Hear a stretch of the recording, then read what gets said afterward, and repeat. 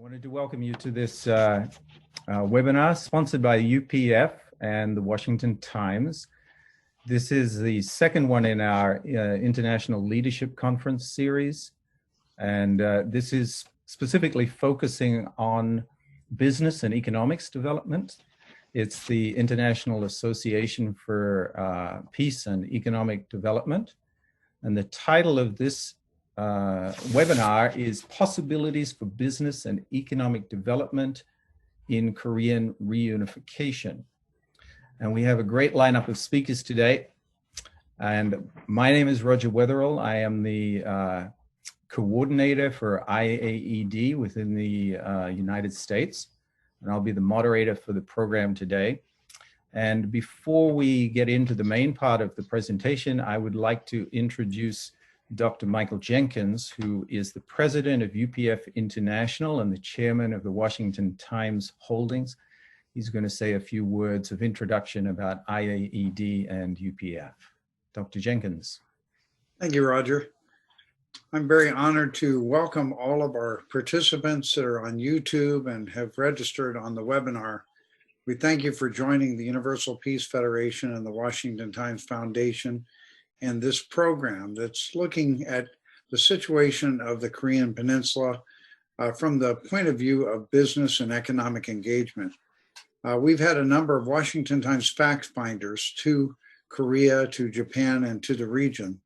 And we have been briefed by everyone from the committees of the Korean National Assembly, to the Japanese Diet, to the US Congress, as well as our US Embassy. And we found that the situation of North Korea is unique in the whole world. It is the most controlled and most directed economy on earth.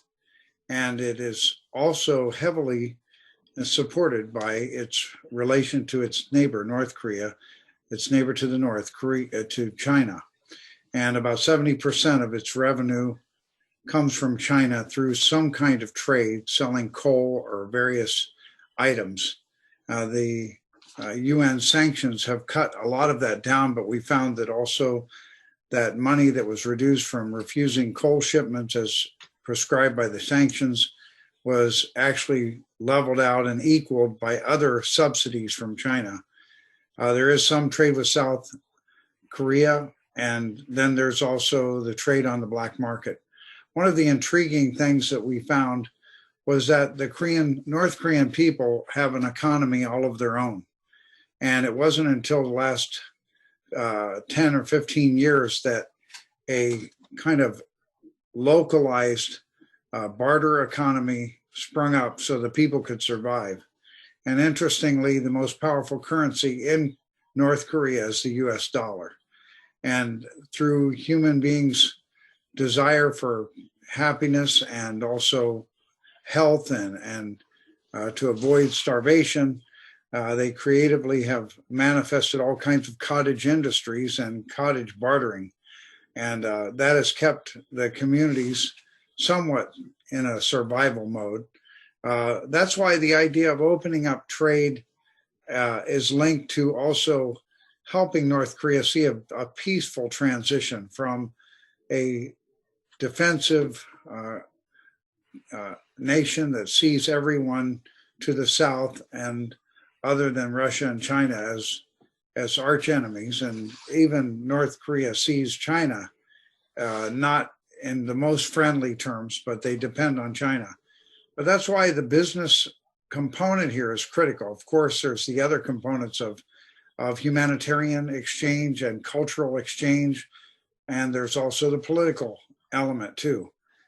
These things are critically important. I welcome you to this program. I think our business leaders here will be able to give us very interesting insights on how the process of engagement through positive trade, positive development can open up the door. And we look forward to a day that something like what happened with East and West Germany can occur between North and South Korea. One thing that Ambassador Christopher Hill, the former ambassador to Korea from the United States, mentioned was that the number one thing that America can do to help North and South Korea come together is to give China a clear understanding of how a unified Korea will work and how it will not just simply be a staging ground for US forces to oppose China. So that vision of what North and South Korea can be and should be is critical. And the business element of that is also critical for a better nation that could be a peaceful neighbor to all. Thank you very much for joining us. Thank you, Roger, and to all of our panelists. We look forward to your comments.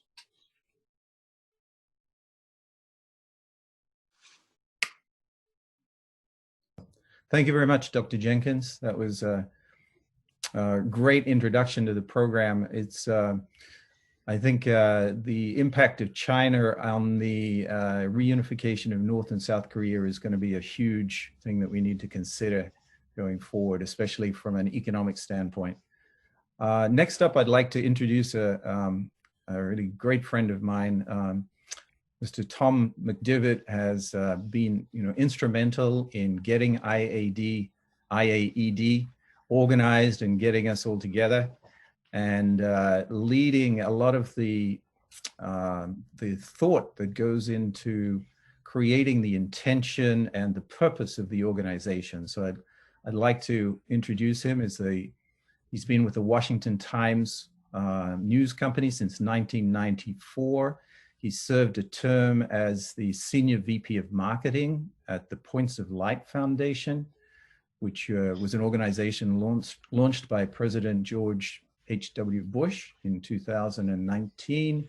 He was appointed as a chairman of the H.J. Magnolia Foundation, and he has a whole lot of other things that he has done as well. But I think one of the things he's most proud of recently is that he put together a global media company, the Washington Times Global Media Company, to publish the English and Spanish language versions of Dr. Hak Jahan Moon's memoir, which I have a copy of here as well. And it's a great read. If anybody hasn't read it yet, please get a copy and go through it. It's very inspiring. So, Tom, would you like to say a few words to us? Thank you so much, Roger. Great to see you again. And I remember our visits up near the University of Bridgeport there. It's good to see so many friends on the call here too, on the webinar.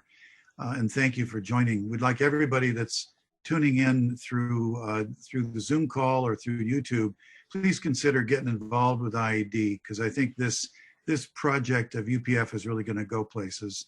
And it's also great to see my good friends, Colonel Al Short and Congressman Cliff Stearns and Dr. William Imeke from Columbia University. We were all together in Korea where IAED was launched. It's the International Association for Peace and Economic Development. And our group, our project is one of 6 associations that are sponsored by UPF. You have the Parliamentarian Network, the Interreligious Network, the academics, the media, the business, and the heads of state and first ladies.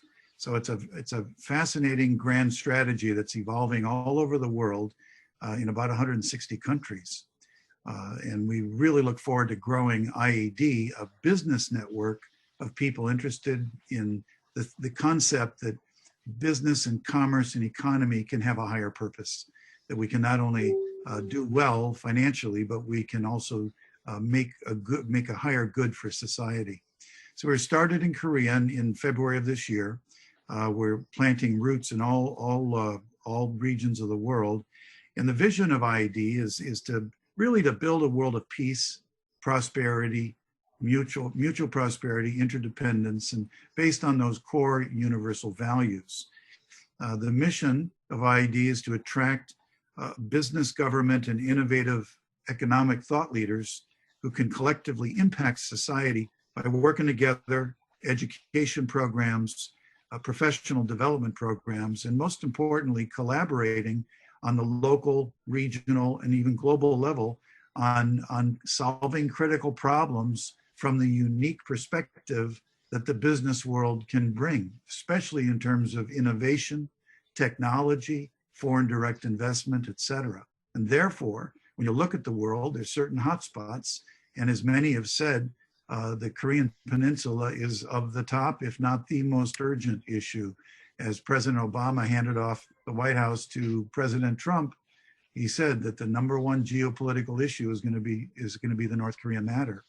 So we're looking at the Korean Peninsula from the future perspective of economic development. That's why we really appreciated guys like Jim Rogers, who is really bullish on investing in the future of Korea, and others like that. So the work that ID is taking on has really got 3 core dimensions. And again, I invite everyone who's tuning in to get involved at some level. Start paying attention to this. #1 is the area of thought leadership and development of a point of view that can be implemented through training programs and things like that. #2 is the essential value of business leaders, men and women, young and old, all over the world, all different races and backgrounds, working together. That community and network of business leaders that share common values can make a big, big difference. Who knows what kind of things can develop there. And thirdly, that IAED as a network on its different levels can make impact in society. So I really appreciate you all being involved. We've got some great people talking today. And Roger, congratulations on your leadership. And we really want to help you grow the US. I'm helping people in Africa and Europe and Asia and Latin America and all over the place. So America's got a great role to play. And again, thanks for giving us a chance to get everyone together. God bless, and everybody stay healthy and pay attention. Thank you. Thank you very much, Tom. That was a great introduction. Before we get into the main content today, I just have a little background information that I would like to share to kind of set the stage for what we're going to talk about today. Just wanted to go through the current situation of the 2 Koreas, North and South Korea. So as probably everybody knows, Korea was occupied by Japan from 1905 to 1945. And there was a lot of oppression, and this created a lot of resentment against the Japanese.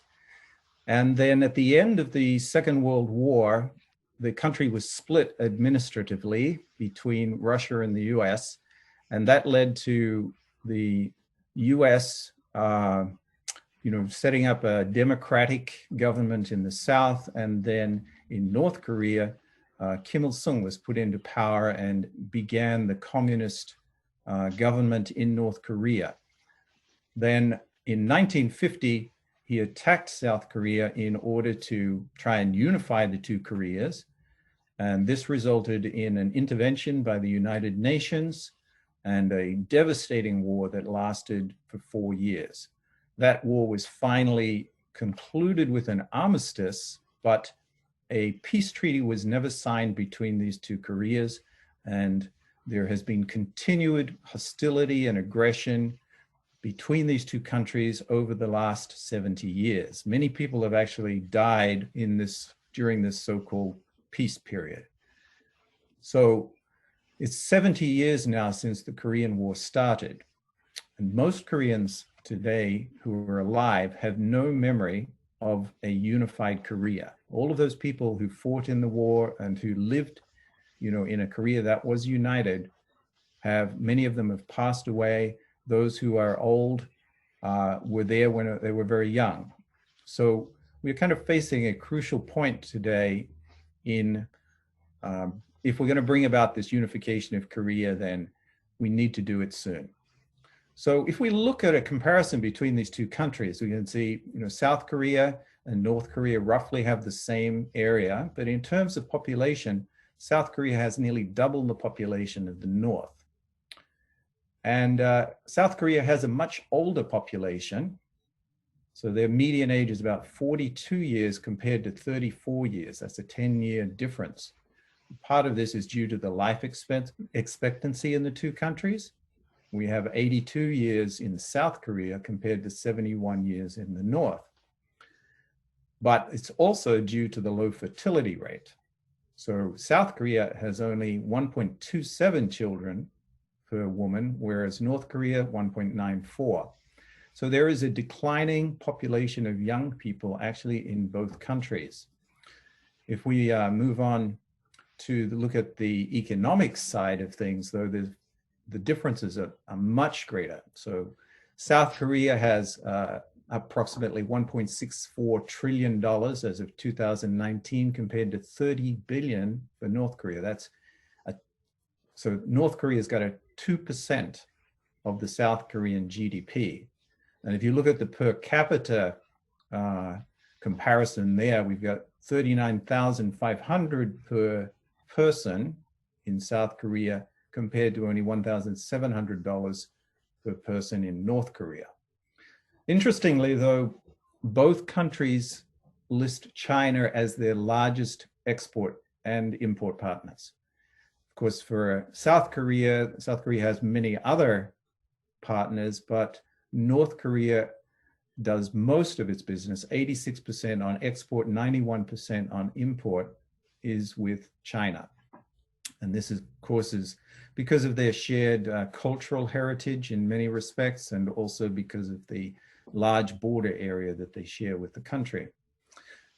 There have been attempts over the last 70 years to, create economic cooperation between North and South Korea. So there was the Kaesong Industrial Complex that was set up, the Mount Kumgang Tourist Region, which operations are now suspended in that area due to political concerns. But all of these attempts have only resulted in a very small increase in the ability for these two countries to interact economically. And they have not had any kind of flow-on effects into the larger economy of North Korea in terms of creating, cooperation and increasing business. So that is, there's also the Rason Free Trade Zone, which is set up mostly to facilitate trade with Russia, which is just to the north of the country here. And this has had some impact. It's been going since 1991 and has enabled Korea to continue to build its relationships with, so North Korea can build its relationships with Russia. So with that kind of background in mind, I would like to introduce our first panelist for today. And this is very honored to be able to welcome, the Honorable Cliff Stearns to our panel today. He was served as a member of the House of Representatives from 1989 to 2013. And during that time, he was the primary liaison between the US House and the European Parliament. He had a lot of international experience. He has a broad experience in the telecommunications industry and in international trade, and currently serves as the executive director and member of the International Advisory Council for APCO, which is an international communications consultancy firm. He has also served in the US Air Force, where he received the Air Force Commendation Medal. So, Cliff, would you like to speak and offer us your thoughts on North and South Korea? Yeah, Roger, thank you very much for that introduction. I'm down here in Florida enjoying the wonderful weather here, and I appreciate your kind words. I'm reminded in Florida when I was at a peanut convention, I was introduced by the chairman. He said Cliff Stearns was born in a hospital to be near his mother at an early age. Cliff, so that was my introduction at that time. So that was probably the shortest introduction I ever got. Let me compliment you for your presentation there. Of course, we're looking at the 70th anniversary of since the outbreak of the Korean War, and it's exhilarating to think what this discussion is about. And I commend the United Peace Federation, the Washington Times Foundation for putting this on, their foresight, their clairvoyance, for thinking about it in these terms. The possibilities for North Korea are exhilarating, and I think that all of us have to pursue that, because the alternatives are, one, there could be a collapse in North Korea like there was in the Soviet Union, or possibly there could be a transition, is what we're hoping for, bringing in economic development and bringing in diplomats and entrepreneurs to make it happen. Or lastly, it could be more serious than that into a military engagement. So I think what the sponsors of this dialogue are to be commended for thinking ahead here. When I think about the unification of North and South Korea, I have to go back in history and look at what happened with the collapse of the Soviet Union and how that was handled by the United States. And also, as you mentioned, the East and West Germany reunification, how that occurred, and what were the problems that were overcome by the governments. And all of us should also remember in the Baltic states, Estonia, Lithuania, and Latvia, those three countries were under and dominated by the Soviet Union, and they became independent and they transmitted into free markets. And it was really impressive the way they became independent of the Soviet Union. At the same time, they also were, shall we say, respected human rights. So when I think of the possibilities here, as I say, it's very impressive. I think what I'll talk about just briefly about is the two things that I think you mentioned earlier in the digest of this, and that's talking about the special breed of entrepreneurs and diplomats that are needed. And that's what's really needed to bring this about, diplomats. Some of the diplomats that I think historically have made a difference is Llewellyn Thompson.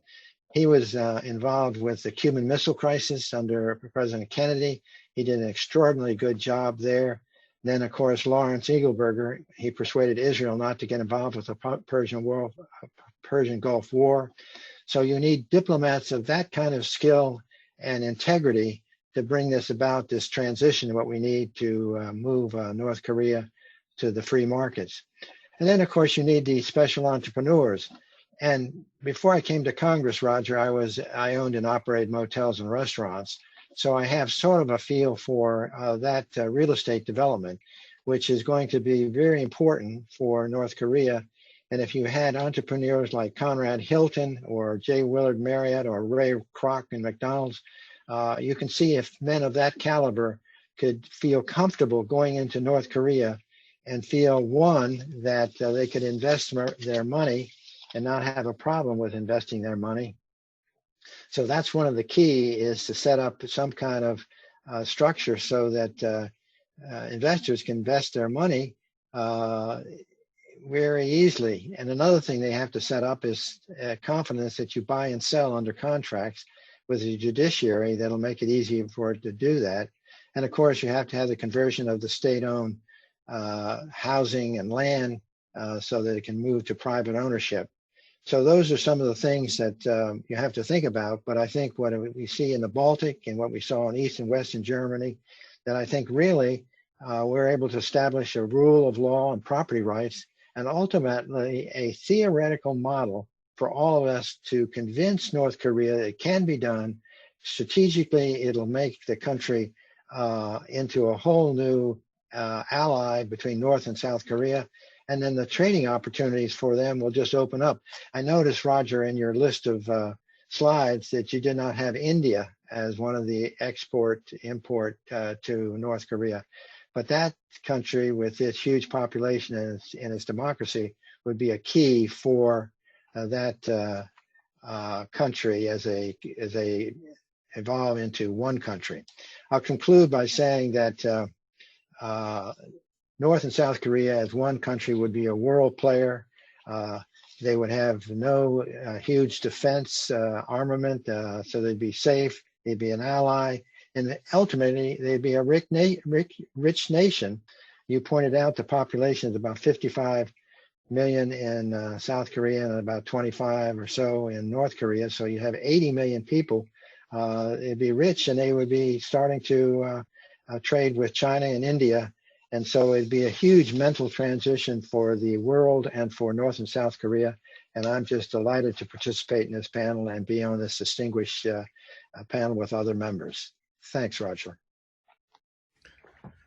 Thank you very much. They were great opening comments for the program today. So next, we're going to move to Singapore. So Our next speaker is not able to join us in person. He's living in Singapore currently, but Mr. Jim Rogers gave a very excellent presentation at our World Summit earlier this year. And we are going to play that for all of those people who are unable to hear his comments at the World Summit, where he talked very directly about the potential opportunities of a North-South investment once these countries open up and start working together. So Jim Rogers is an American businessman and financial commentator, and chairman of B-Land Interests, and he was the founder of the Quantum Fund and Source Fund Management. So he has, is so bullish on Asia that he moved his entire family to Singapore in order to prepare for this transition where the world is moving towards Asia. So we have a video presentation and we're going to roll that now. I am delighted to be here. I am especially delighted to be here on the Korean Peninsula. You know, every male alive on the Korean Peninsula today has spent his whole life worrying about getting killed. Everybody. Because for the last 75 or 80 years, there's been the threat of war on the Korean Peninsula. Can you imagine? I mean, I'm not Korean, so I haven't lived with this threat hanging over my head, but it's been going on a long time. And can you also imagine how much money South Korea has spent on defense in the past 75 years? Can you imagine how much money North Korea has spent on defense in the past 75 years?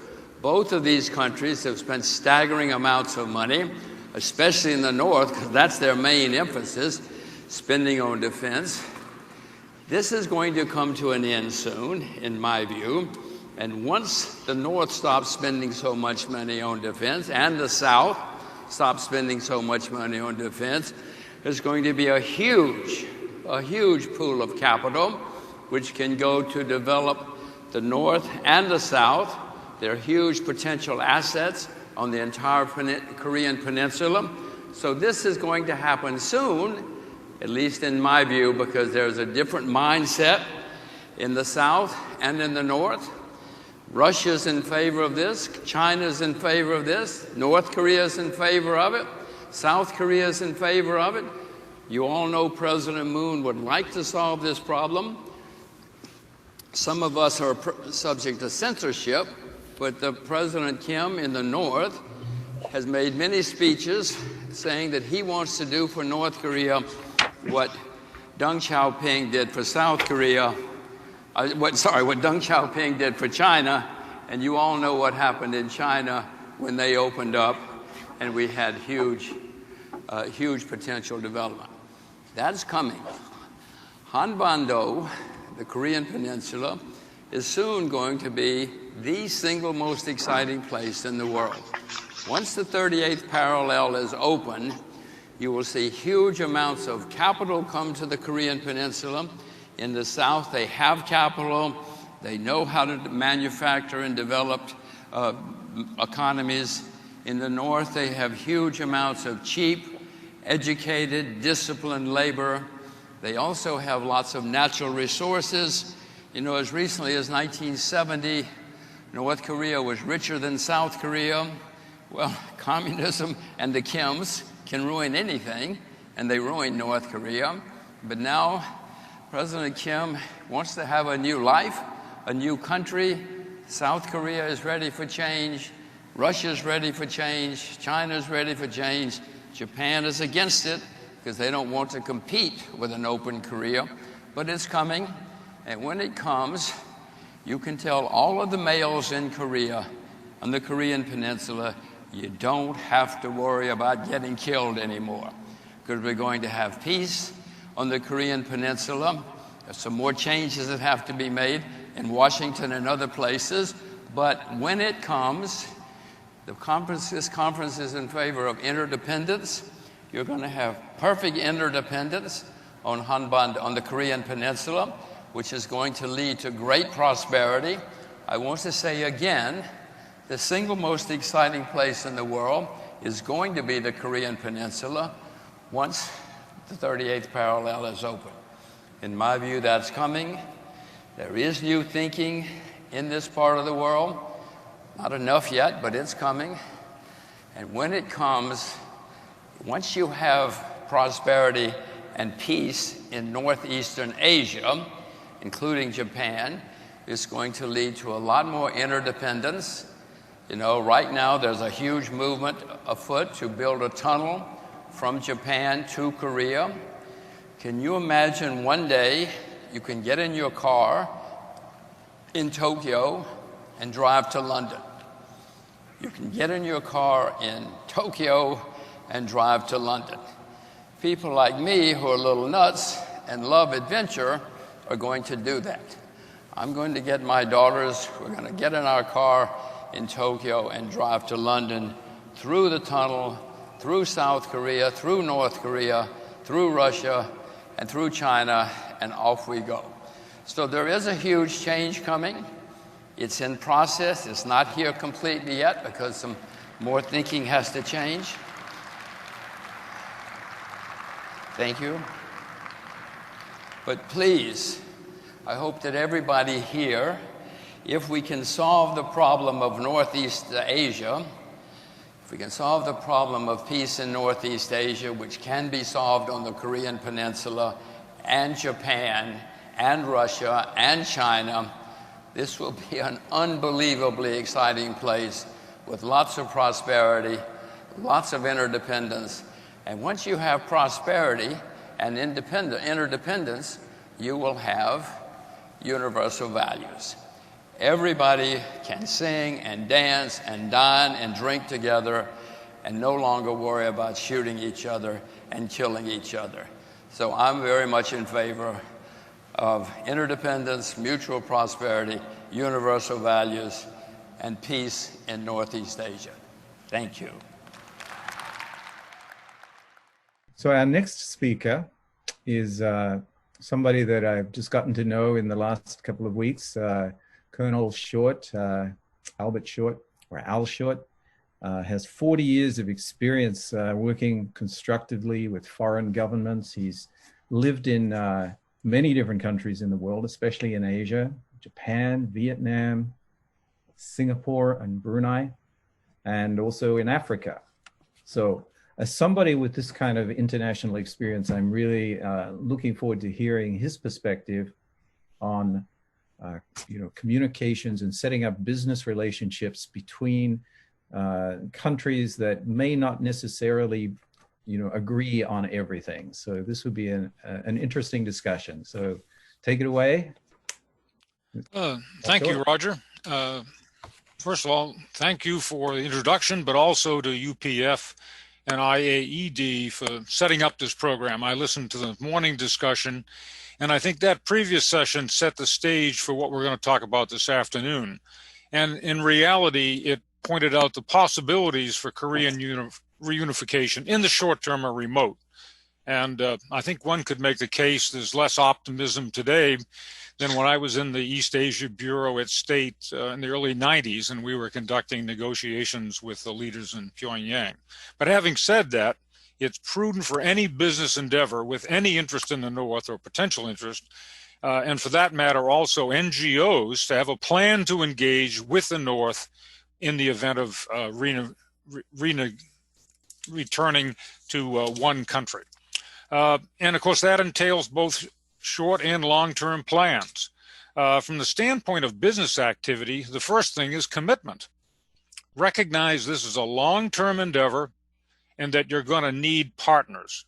And I'll emphasize that a number of ways. Partners mean relationships, and that they need to be established now so that you're in place if the fortuitous situation arises when you can exploit opportunities in the North. From my point of view, the ideal partner is a Republic of Korea company that first has deep pockets and ideally has current connections to the North, and many of them do. What you want to be in a position is ready to move and exploit opportunities to develop. And we recognize that a trusting relationship with a another company or NGO or whatever the organization is not something that develops overnight. So start now. The role of China, this is the 500-pound gorilla. Was pointed out this morning is key, and you may very well end up, as the indication by Roger, the trading partner today is China. So you may end up with a Chinese partner as well as perhaps a ROK and even a Japanese partner. But the point is, any engagement with the North is going to be a multi-team company enterprise. Personally, I'm not the least bit convinced that China is at all interested in economic or social, on political grounds, for any type of near-term reunification.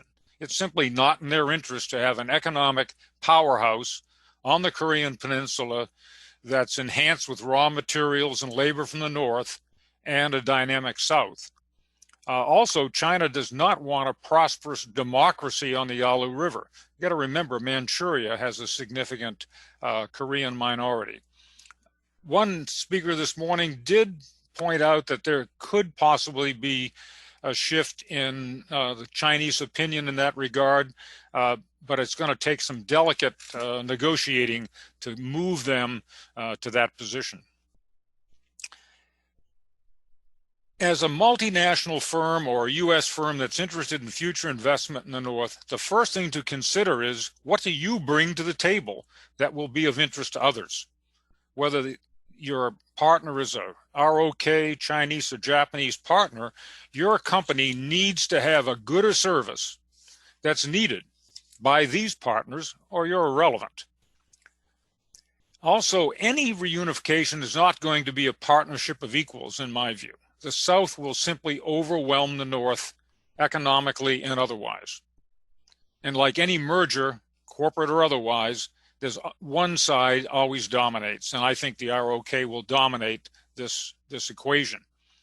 Thus, the reason you should be developing ROK partners now, do business, get comfortable with those partner or partners, more than one, and be ready to move in the future. And oh, by the way, you'll be doing some good business in the meantime. So this is not necessarily a loss leader. Korea, North and South, we recognize, have a lot of similarities. One ethnicity, one language, big plus. But there's also striking differences, and these have been pointed out. Principally, 70 years of totally different economic and political development. And we have the last Stalinist regime in the North, with, you know, central planning, state-run industries, and all that portends, compared to a democratic and flourishing South. And we saw when Rogers numbers the gross differences in gross national product between the two, and that's why I feel that the South will predominate in any accommodation between the two. So we all know the background, but what's going to be the impact on potential business activity? At least initially, I would speculate that the political situation is going to be rather chaotic. We have a state-run economy, could be in shambles, workers and managers not used to competitive, dynamic business environment, so there's a lot of adjustment that's going to have to be made. Most infrastructure that you would be looking for is going to be lacking or out of date, including telecoms, banking, finance, professional services, and especially supply chain activities that would support new business ventures. So there's going to be no quick fix, and thus the importance of having a ROK or some other partner to help navigate this landscape is going to be critical. It's going to be a decade-long process, adjustment. And we can look at the example, as was mentioned, East Germany and the former Eastern Bloc states. There was no quick fix there, and they're still adjusting to change in that venue. Now, one hopes that there'd be good governance will emerge in the North, but that's not a given. We have the examples of Eastern Europe where the mafia and other nefarious activities emerged in the wake of the Soviet dissolution. You see reports about the attraction in the North being cheap labor. Well, yes, there's labor available, but really you have to look at that composition of that labor force. First, it's predominantly rural and agricultural. Formal education levels are low, and there are reportedly significant nutritional and health issues that would have to be addressed, especially in the short run. Granted, there's a top layer of well-educated elites who have done a good job developing nuclear weapons. They do an excellent job on cyber hacking. Perhaps those skills can be redeployed to something a little more productive. The attraction, I feel, of cheap labor is a little bit of a myth, especially in mass consumption products or mass production. With artificial intelligence and robotics, the percentage of labor, low-level labor, in any finished product is steadily diminishing. And such that cheap labor alone is not going to be a reason to start an endeavor in the North. That's my approach. Most investment discussions in the North, of course, reference the hydro potential, its extractive industries, mining, and the need for critical infrastructure. True, but there's also a significant consumer product void, assuming that the North starts to prosper. And this is an area ripe for ROK and other offshore products. The consumer side of the economy likely would be slow to start, but there would eventually be a huge demand for consumer products of all types as the economy starts to roll. And most of the published reports emphasize cheap labor, access to hydropower. The assumption seems to be that you're going to be manufacturing for export or taking out raw materials. Think of it another way. Turn it around. There'll be a consumer void that's going to be filled by someone, and it's not to be overlooked. What do you do with state-run industries? North Korea is the last Stalinist economy, centrally run, state ownership of the means of production, the classic stuff, and with a focus on defense-related activities. That's really what they do best. When one looks at the attempts in the former Soviet Union, Eastern Europe on restructuring government-run industries, the results are very checkered, and there's not too many success stories. So that's going to be a major issue. Can these state-run industries be reconstructed, or do they simply just have to be abandoned? I would expect a low-hanging fruit initially will be extractive industries, because the mines are already there, and taking over government-run activities such as utilities and infrastructure. But as was pointed out, all these sectors will require huge infusions of capital to modernize and get the basic infrastructure in place to carry on more advanced development. When we address activities associated with unification, we don't want to overlook the role of NGOs. This is the soft, if you will, side of reunification. We tend to focus on, the business side, infrastructure, physical plant, roads, bridges, airfields, and that sort of thing. That's a critical part, but there's a huge need for social, economic, educational, health, good governance, you name it. Remember, the North has experienced 70 years of state central control under only 3 leaders. So the requirement to adapt to very dissimilar political and economic cultures is going to be a huge challenge. And NGOs can play a major role, I feel, in that process. Also, not to be overlooked, the role of churches in social, educational, health, political development. In the ROK, there are many powerful churches with constituents who are second or third generation refugees from the North. So that's another element when we start looking at the players in reunification and who can be effective in this environment. I've seen analogies drawn between the reunification of the Federal Republic of Germany and East Germany and the similar activities on the Korean Peninsula, and I think that was mentioned earlier. Both situations have a similar language and the same language and similar ethnic conditions. And they required integration of 2 dissimilar, social, economic, and political systems. But there's a major difference here, and that's in the case of Germany, the Soviet Union was in disarray, and the Soviets were the guarantors of East German sovereignty. They hadn't completely gone away, but they were no longer the player they were in the past. In the case of the Korean Peninsula and reunification, China is the benefactor and guarantor of the North, and, as was pointed out with Roger's chart, the predominant economic connection, and as well as political. And if anything, China is more truculent, more powerful, more capable of interfering than they've ever been.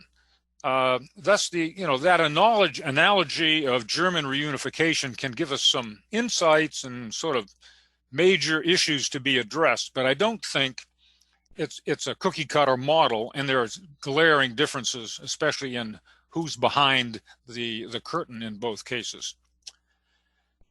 In conclusion, reunification of the North will offer benefits to companies willing to plan. First of all, of course, it's going to be ROK companies, but secondly, to outside companies, multinationals, and others who are willing to plan ahead, take risks, and potentially reap the benefits of a revitalized North.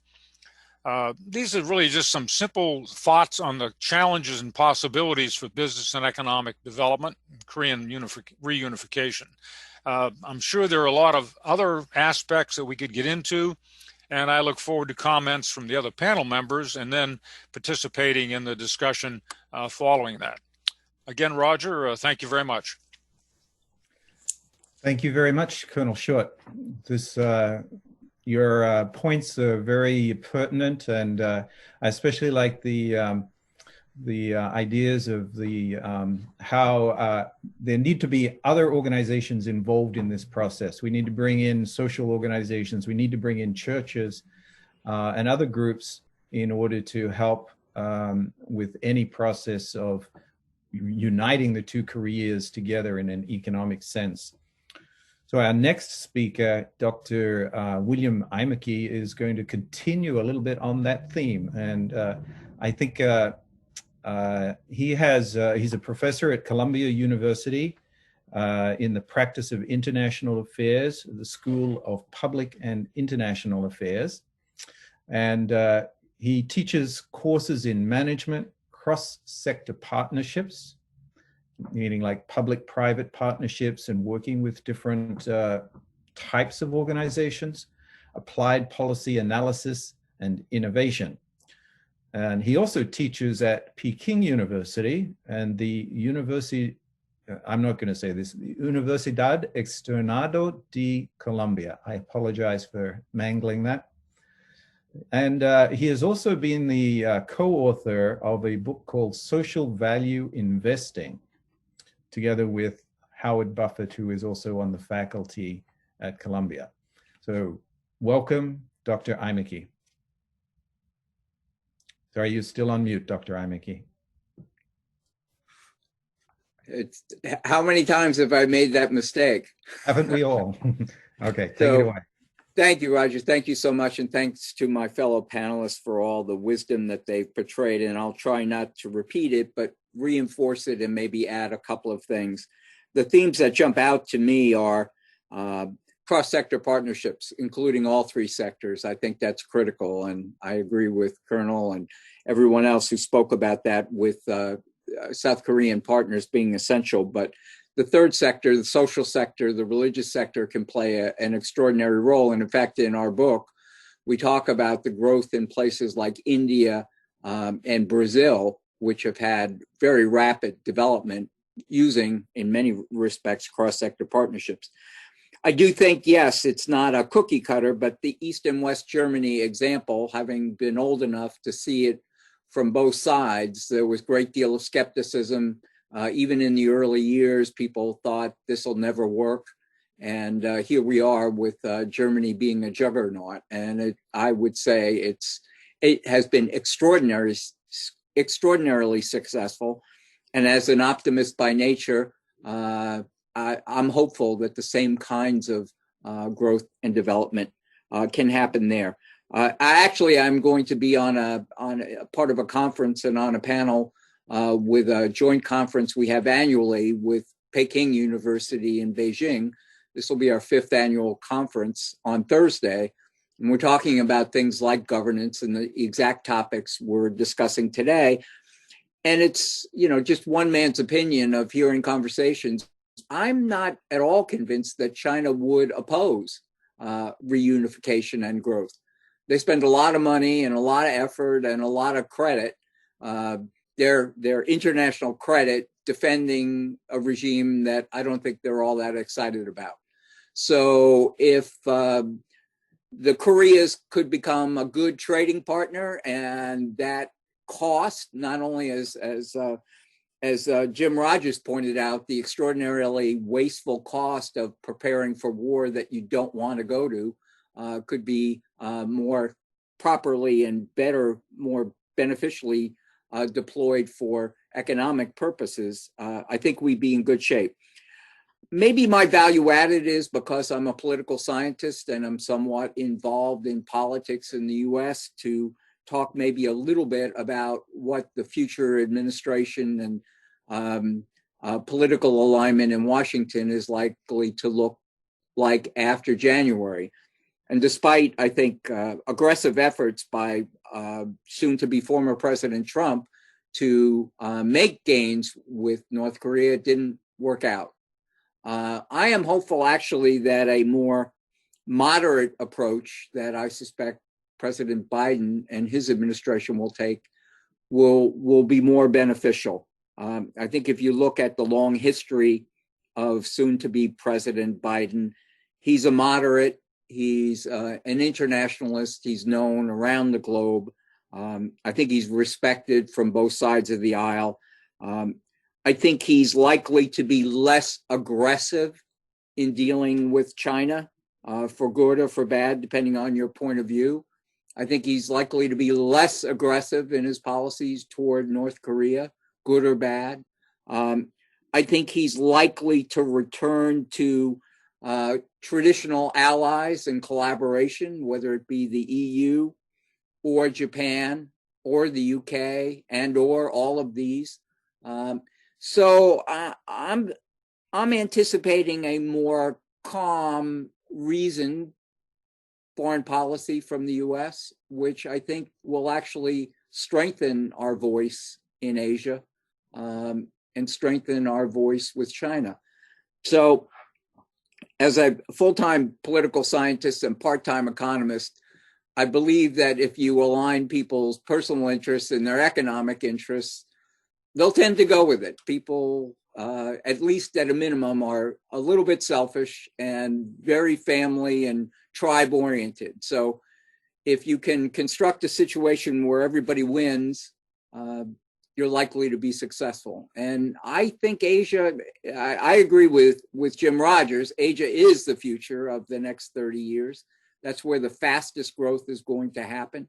But we sit here where I sit in the US in an enviable position. We're the biggest by a good measure right now. And actually, I think we may decrease our lead, but have still the biggest share of a very, very, very big pie.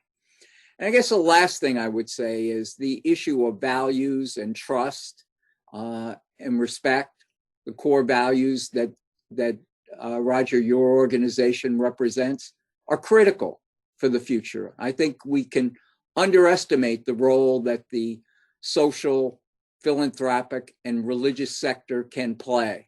And I just cite as a small example, President Bush, for the first time, established the eligibility for religious affiliated organizations to participate in governmental programs, as long as they separated their religious and charitable arms, if you will.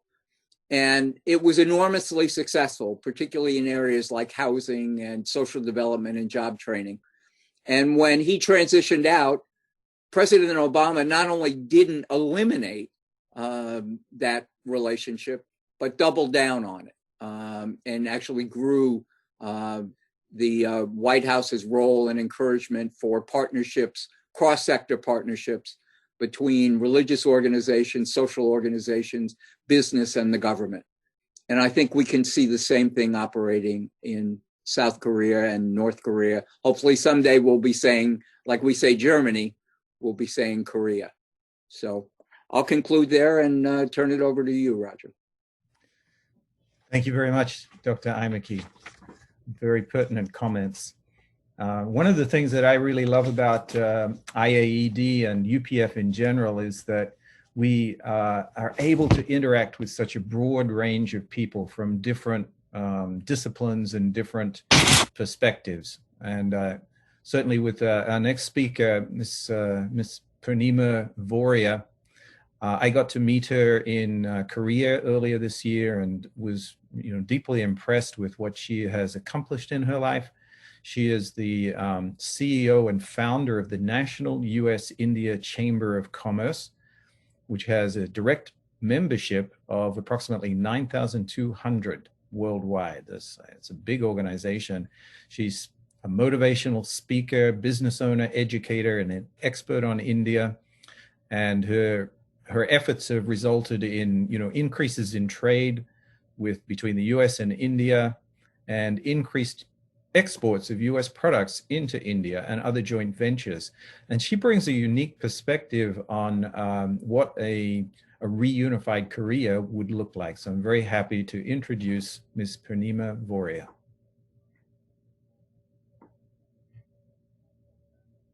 Good morning, namaste, and kamsahamnida for having me on the show. And to all my astute speakers, what a wonderful dialogue to have in midst of COVID, in midst of crisis across the world. This is an opportunity for us to make a difference. India is going to lead the 21st century. It's going to be a manufacturing hub from distribution point of view in Asia. So India plays a significant role. And I am so glad that we are discussing something that I'm very passionate about, is India's role in peace building in Korean Peninsula. It is significant. Why? Because from treating the wounded from both the sides of Korean War to surprisingly today supporting the peace process, India is standing out. And not just for Korea, but across the nations. And the recent Quad countries coming together, whether it's US, India, Korea, what have you, Japan. These are the reasons. The border tensions and security of every country is very vital to the entire globe. And that is why conferences like that and webinars like that are extremely important. And I'm very grateful to IAED for taking the lead in this, and congratulations to this new organization. Today, not many people know that when it was Korean War, over estimated 220,000 patients were there from both the sides, were treated by medical ambulances units serving in Korea. And I'm talking about India helping with that. Pyongyang recent decision to cut off all the lines of communication with Seoul over its inability to control the anti-North activities in the South had made the task a little bit more difficult for Moon.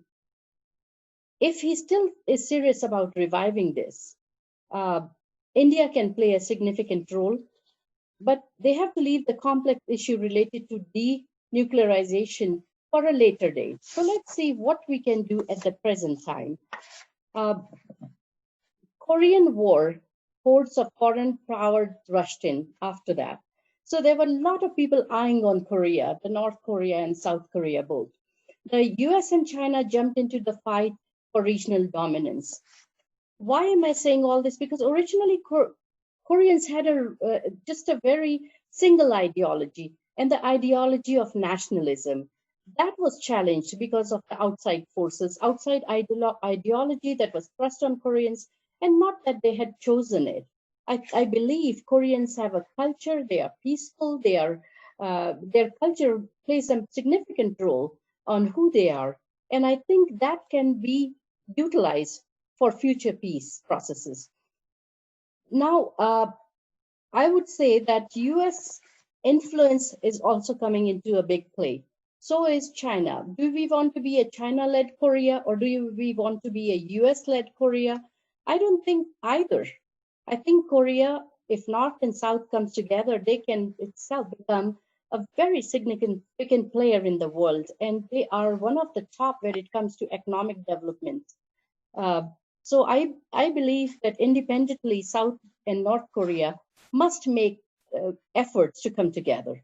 The two Koreas, being strong and independent nations, now do not have to choose between the two rival camps. And the new allies carve their own path, and they can reject everyone. Now, where does this lie in the importance of countries that have no vested interest in the region, but that would like Korea Peninsula to be unified? Now, I can very firmly, optimistically say India has been a champion of peace and nonviolence. It played a major role in the resolution of conflict in the Korean War, and it still has the capacity to do so today. It is time Koreans start taking the role of India in peace building very, very seriously. India resisted the proposed draft resolution, as you know. The breach of peace is what they called it in the United Nations rather than act of aggression. So you see how diplomatically India heals the relationships between the countries that are differing from each other. India refused to send military forces at times, but helped through field of medical ambulances and so forth. India was the only country, is the only country that both South and North Korea can trust. So it's very important that we rely on India on this. India immediately welcomes all the important decision making that happens as long as they are nonviolent and peaceful. India is a little bit different when it comes to the nuclear proliferation and so forth. But that is something I think India has to take a little bit back seat on, and they cannot drive the decisions. Both the South and North Korea have to look into that. Most of the time, India's role has been just as a passing by nation, but no, I think India is very significant, and now more than ever, we have to look at it very seriously. India's role during Korean War acknowledged never-ending and sincere efforts in peace building of Korea. India and South Korea started coming close together again at the end of the Cold War. Trade ties between two countries are becoming, as they aim for bilateral trade, 50 billion by 2030. So this is a very good reason as well, because economic development helps the peace process. When there is economic development in the countries are doing good, GDP is high, they tend to look more towards peace because they are well fed, well taken care of. So I think that is also going to take, the trade ties are going to be very, very significant between North Korea, South Korea, and they are already doing that at this time, but it can be enhanced. Lately, India has been showing great interest in peace building in the peninsula and emerging as part of the core agenda for the Indian South and North Korean strategic partnerships. As 10 years ago, they started an Indian Cultural Center in South Korea. That was very helpful because cultural awareness, understanding, tolerance, getting to know each other is going to play a significant role in this unification of both the nations. The Indian government has declared full support to President Moon's peace overtures to North Korea and is offering to play a mediator role.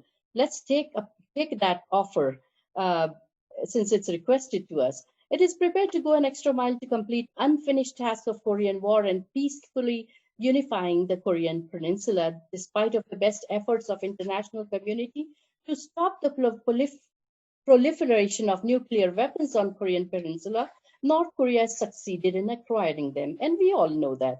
This has brought a little bit threat of to nuclear obliteration to the doorstep of Korean people, and not only Korean people. The peace process has become more urgent to other nations as well, because it is going to have a devastating effect in the entire region. India, which has strong economic relations with South Korea, would be badly hurt with such a war. Thus, India shares its concern on the nuclear war, building peace on the Korean Peninsula, and we start making collective efforts in this direction.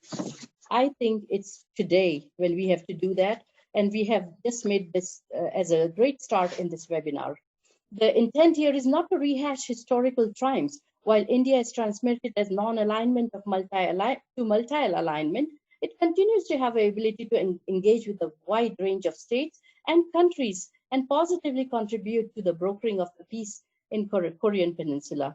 We can maintain a very strong dialogue with Beijing and we can improve significantly.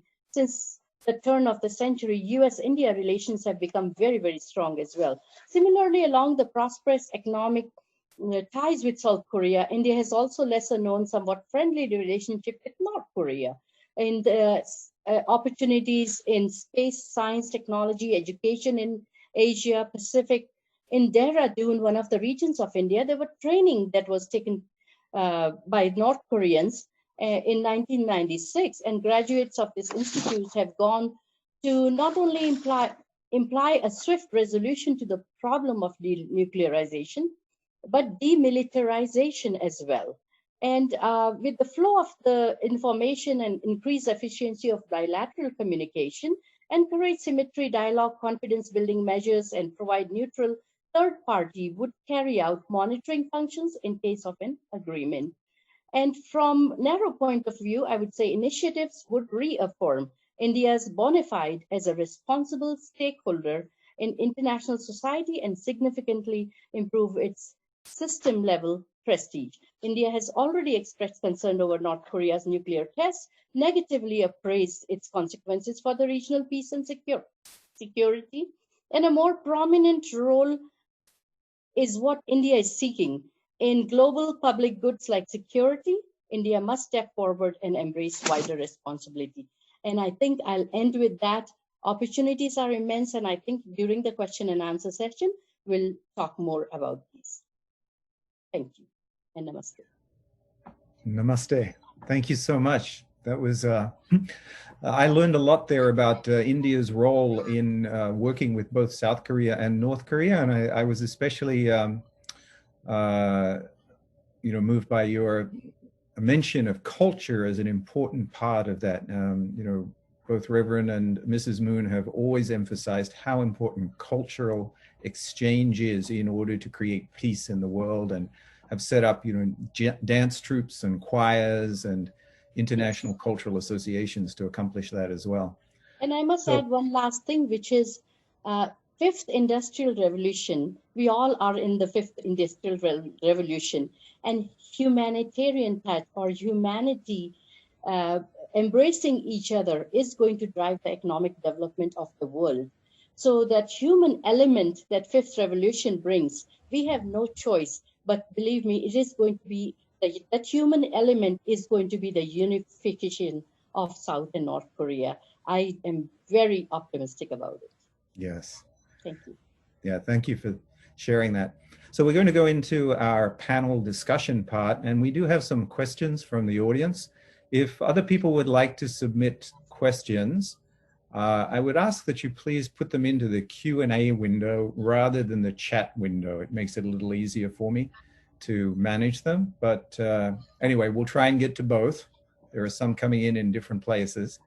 I also posted a link into the chat window for everybody where you can sign up if you would like to get additional information about IAED. So we are planning to hold additional webinars in the future. We're looking to form an organization, a network of people where we can communicate with each other. We can do events, on a local level, especially after this, pandemic subsides and we're able to meet together. It's, really wonderful to be able to get together in a local meeting and do things. So we really want to build an organization throughout the US. So please sign up on that link. And if you have friends and contacts that you would like to invite to join as well, then please feel free to forward that link onto them as well with a little explanation.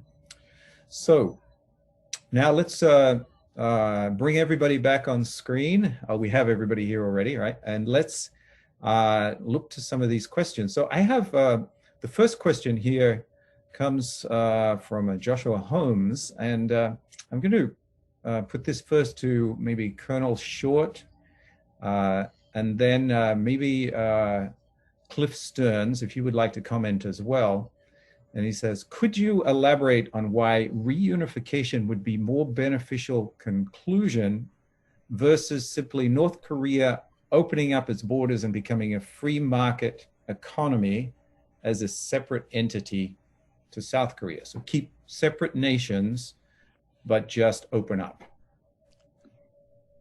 when we look at scenarios, I think, there's a continuum of, on one hand, two semi-co-equal but open Koreas to full integration.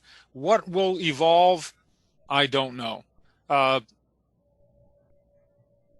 Perhaps, there's a series of steps from where we are now to separate but equal, if you will, and then into more integration and hopefully total integration at some point. The government in the North, of course, is narrowly based and in my view, fragile, and change in a Stalinist system is very difficult. Difficult for the leadership to accept and to keep their desired degree of control. So I think there's a continuum that we really can't forecast as to. The goal is reunification in some mode. The model, who knows? There are a lot of players and there are a lot of potential solutions. Anything that moves the ball forward, I think, is useful. Whether that's social integration, as was pointed out, whether that's NGO activity, church activity, commercial activity, anything that breaks down barriers between the North and the South over time is constructive. The track record hasn't been too good. Attempts at, industrial development of these small zones and so forth turned out to be more propaganda than reality and were shut down. But anyway, you don't stop trying because you failed in the past. I think that's the mantra. Thank you. And Cliff, would you like to comment on that as well? You're on mute again. Sorry, you need to unmute.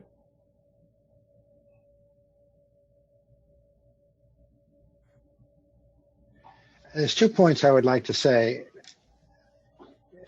People should realize that a lot of the property was confiscated by North Korea after the treaty that established the North and South. And then a lot of the people in South Korea want reinstitution of their property that was confiscated by them. So that would have to be worked out. And it might be a sticking point if they try to establish a separate country. The second thing is, when I've been into South Korea numerous times, there's lots of people there that still have relatives and they want to see it free and they want to be able to have access. And I think that the country residents want to be one country and not two separate countries.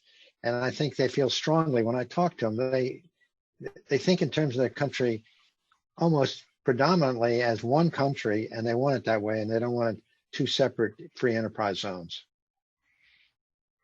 Thank you. Do you think that there may be some differences between the older and younger generation in that respect? Well, yes. You know, when you talk to a person in South Korea, they're not interested so much in getting rich or, shall we say, some of the American dream aspects that we have. They talk about their country as the most important thing. And when they talk about their country, they talk about it in terms of North and South coming together. I think both, certainly the older generation feels that way, but I have a sense when I talk to some of the younger people, they would be able to say, I would like to talk with my generation in North Korea. Thank you. So our next question, I'm going to direct to Purnima, first of all. So given your experience, setting up an international business organization between India and the United States, what do you think would be the process for setting up a trade fair with representatives of North Korea and all the other nations? For example, we could do something in Delhi, where which is a country that's accessible to both countries, where you could have an international trade fair with exhibitions from both North and South Korea. You need to unmute yourself. Don't forget about that. Yeah. I think it's an excellent idea. I would say not New Delhi, but in Mumbai, because that's the financial hub. So location Mumbai would be great.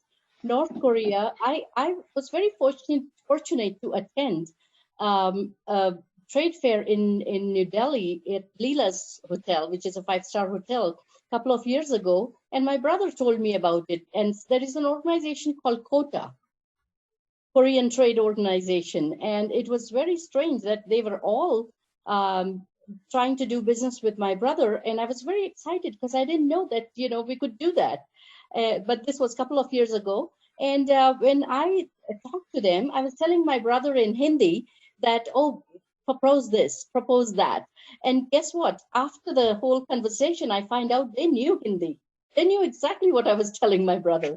So the cultural barrier is kind of it's no longer a foreign country. The whole globe is coming together, and this is an excellent way of having a trade conference along with cultural sharing. So maybe Korean dances, Korean music in India, in Mumbai, along with Indian music. I think it would be a perfect setting to host this at a neutral place, which is India, because India is seen very respectfully by Korea, as well as South and North Korea both. And since Prime Minister Modi has opened his arms to being an intermediate to bring peace and unification between both the nations, I think he would be a great opening speaker at this effort. Thank you. Thank you for that response. The next question I have is, I think I'm going to open this to anybody who would like to respond. If you want to respond, just put your hand up, okay? What specific sectors of business do you think would be the best ones to successfully initiate opening the border to economic exchange? For example, should it be technology, agriculture, manufacturing, etc.? What do you think? Anybody like to have a go at that first? Oh, we've got 2 volunteers. Let's try Cliff Stearns first. Cliff first. Yeah. I'll just briefly say, right now, North Korea is they're manufacturing in steel and weapons and armament, and that would have to change. And perhaps what's going to initially happen is they're going to be in manufacturing of textiles and perhaps tennis shoes and things like that. So I would think that would be the transition until they get the place sort of more highly developed. Mm-hmm. And Panima? I believe North and South Korea both have significant assets. If you combine both, unify both of them, they would surpass China when it comes to resources in the country. So they have, it's an immense opportunity Korea has if they come together, and they can be, I wouldn't say they will rule the world, but I can still say they can be a significant player in the economic development of global economy. So I would say from my side, textile is one thing that India is also very good at. So that is a similarity. But I see more of the opportunities in defense and aerospace sector. That is where I would be looking for opportunities with South and North Korea. Okay. We have another question from Robert Sell, which kind of relates to what you were just expressing about Korea being bigger than China. Unified Korea would actually be more powerful than China. That might be kind of scary to China, right? Yes. So what can we do to incentivize China to help with unifying these 2 Koreas together? Does anybody have economic development is the way we can do that. I'm sorry, I didn't know if I was to answer, but go ahead. But economic development is the first thing that comes to mind, and that human element we talked about, the 5th Industrial Revolution, by putting that human touch, the cultural bonding together, whether it's with Indian cuisine and Korean cuisine, or it is with the dance, the music, the religious aspect. Because I feel that same thing happened to us in Kashmir. Kashmiri Pandits were thrown out. My heart goes out to Koreans when they have not seen their relatives for many, many years. I think it is time, and the younger generation can play a key role in making that happen, because they do not go back to the wars and what happened and who did what. But today, younger generation wants economic development, and they want the families to come together, because the nation of Korea was built on exactly that. the family values and unity. Thank you. Let's go to Dr. Imeke and then Tom, you can answer. Just say quickly that I think China actually would welcome a stronger Korea from a business point of view. They already know a lot of the players. There's a lot of tourism between North Korea and China. So they have a lot of the networks, contacts. I think they'd feel more than able to compete on a global stage for business from either a unified Korea or a independently more developed North Korea. Can I make just a comment? I agree with Dr. Imeke. I think also that one of the biggest needs of China right now in its growth and its aggressiveness is its global reputation. It's no mystery that China's doing some things that are unfair in many ways. I think when we think about the global network that IAED and UPF and the multi-sector, Dr. Imeke, one of your key areas of the multi-sector work of faith and business and media and the political side, I'm thinking of the dozens of countries that China is deeply invested in who have very rich backgrounds with the UPF network. And I'm fascinated by the potential of a global network of countries that are multi-sector that could paint the picture of a vision of the future that would be the best case for China and the best case for the US and the best case for North Korea, and a messaging framework that could paint that vision of peace based on universal values. It sounds simple, but I think it's getting to the point where we could really substantiate that. So the incentive to China could come by, in one sense, UPF and its many partners doing this work consistently over the next couple of years, change the whole global image of what's possible. I couldn't agree with you more. I could make one comment on that. One of the stated concerns of China with regard to reunification in whatever model or mode is the U.S. military presence in the Korean Peninsula, and backing that up, of course, is the U.S. Nuclear capabilities. There's no reason why that couldn't be put on the table as part of an omnibus settlement whereby we denuclearize and remove U.S. forces from Korea. Let's face it, a united, peaceful Korea where we do not have an aggressive North, tunneling across the border and doing other provocative actions. There's no reason to keep U.S. troops in Korea now, 50 some years, more than that. So I think that some adept diplomacy, some behind the scenes discussions with China, perhaps things could change in the Chinese perception. Perhaps they would want to denuclearize. They may not want an errant young man with a bunch of nukes in the North with ICBMs. You want predictability in this world. We don't want unpredictability. And I think there are some factors that could move the Chinese to a position where they would accept some type of accommodation. And of course, we would have to move as also.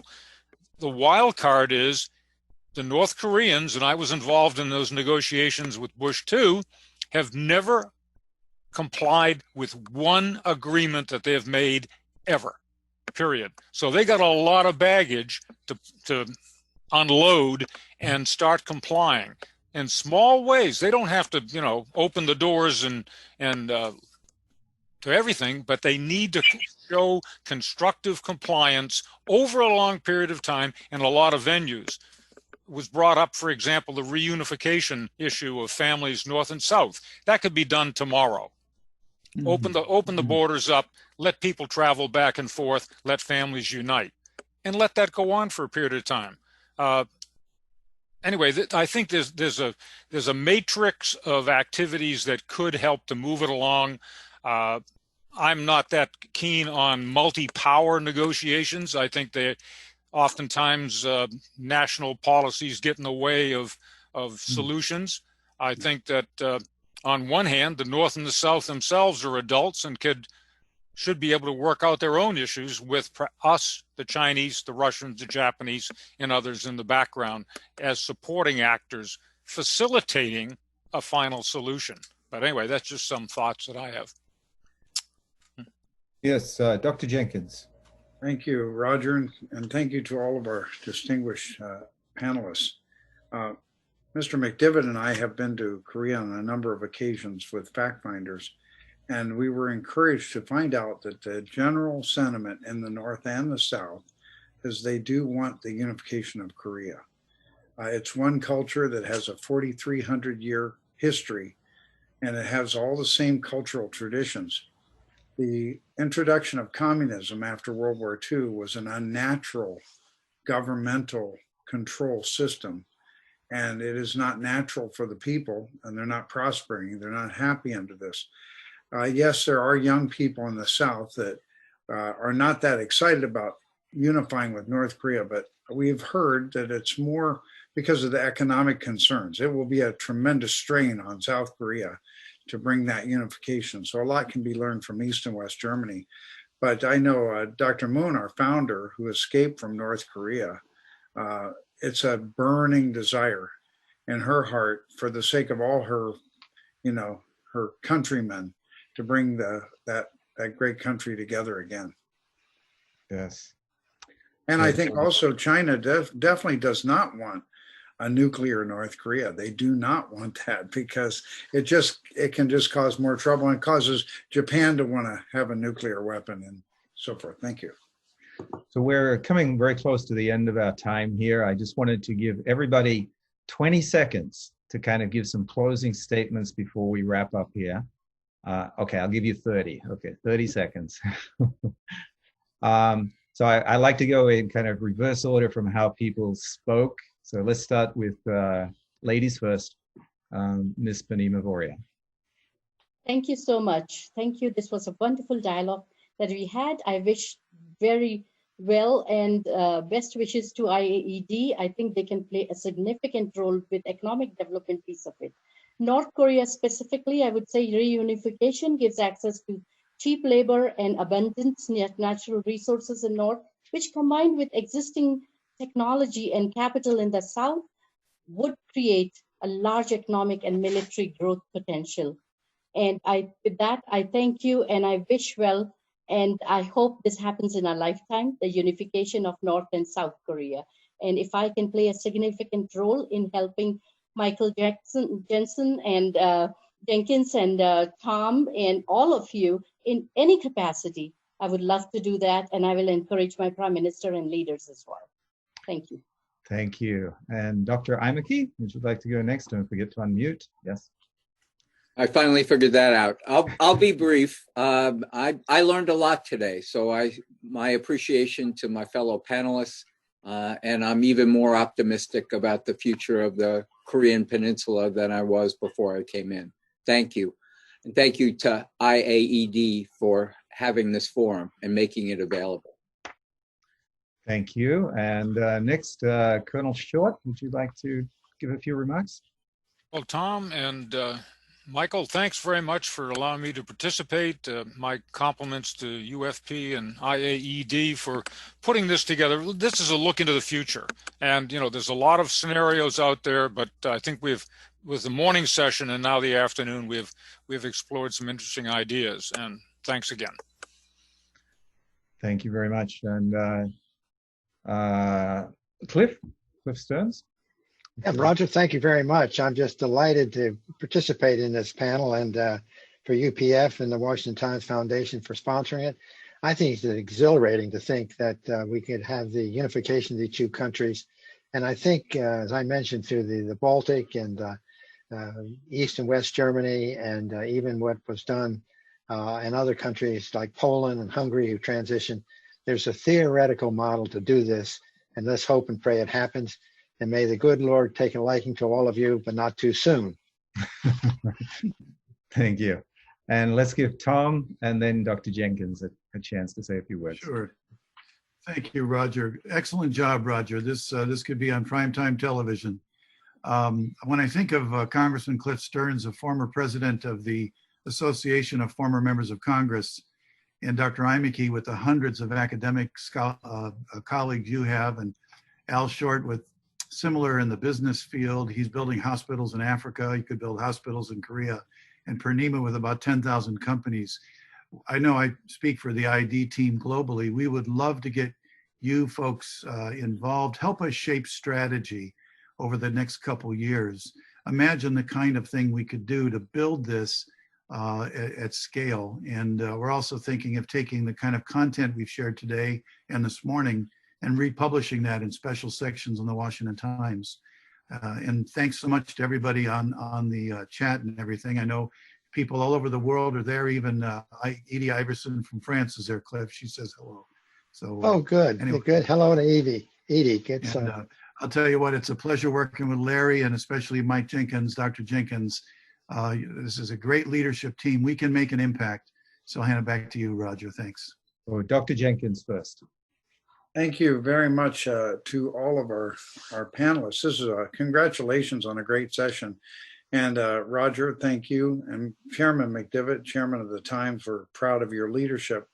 IAED is not only here in the United States, but just think about, we have a component in Africa, country by country, 54 nations, and then the whole continent. We've got all of Asia, all of Europe, Middle East, Eastern Europe.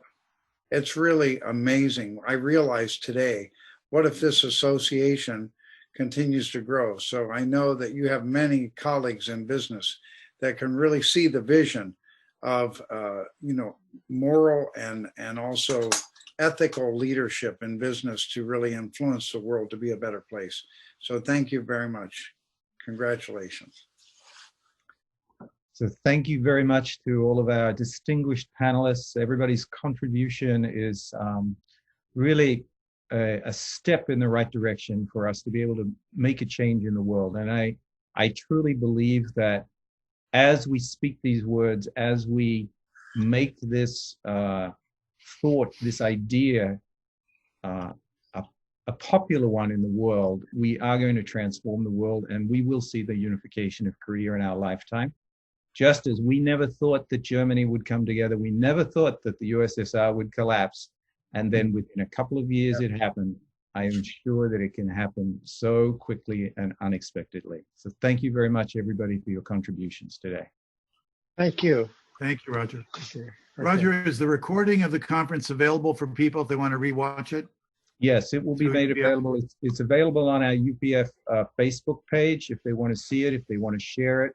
They can go to just search for Universal Peace Federation USA, and then you will be able to share the conference from there.